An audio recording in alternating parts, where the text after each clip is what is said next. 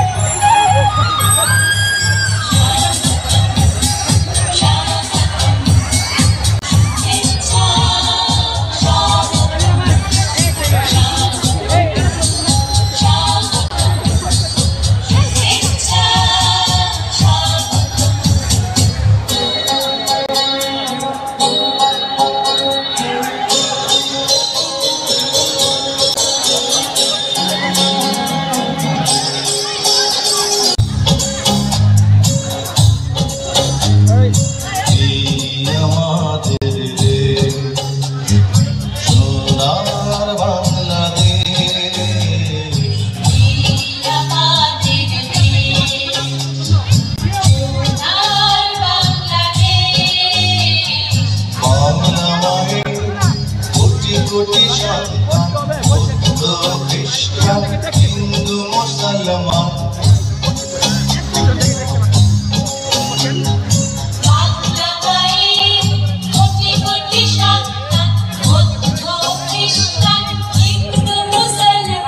সবাই মিলে একই সাথে দৌড়ব সোনা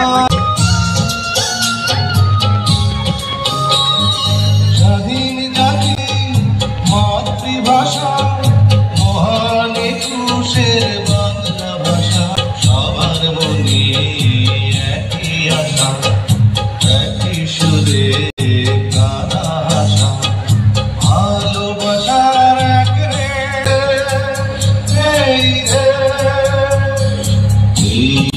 আমাদের সোনা বাংলাদেশ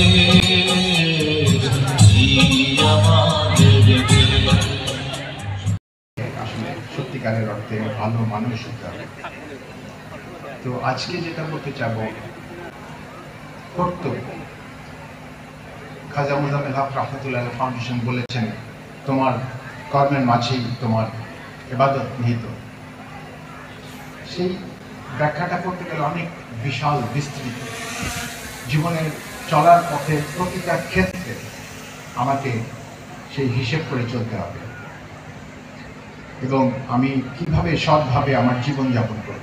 আমি যদি ব্যবসায়ী হই তাহলে আমাকে ওইভাবে আমাকে সততার সাথে ইমানদারির সঙ্গে হালাল রুজির পথ খুঁজে বের করে আমাকে সেই ব্যবসার ধরন ঠিক করতে হবে। সেটা হয়তো অনেক চ্যালেঞ্জিং হবে, কষ্টসাধ্য হবে, কিন্তু তারপরেও আমাকে সেটাই করতে হবে।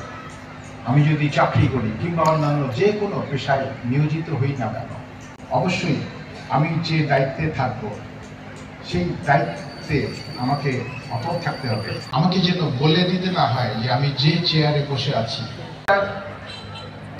বাহ্যিকভাবে হয়তো বা কোনো কোনো ক্ষেত্রে প্রয়োজন নাও হতে পারে সেই দায়িত্বটা পালন করবার, তারপরেও আমি যেন আমার নিজ থেকে উদ্যোগী হয়ে আমার কর্তব্যটা ইমানদারির সঙ্গে করার মানুষে আমি যেন সেই দায়িত্বটা পালন করি।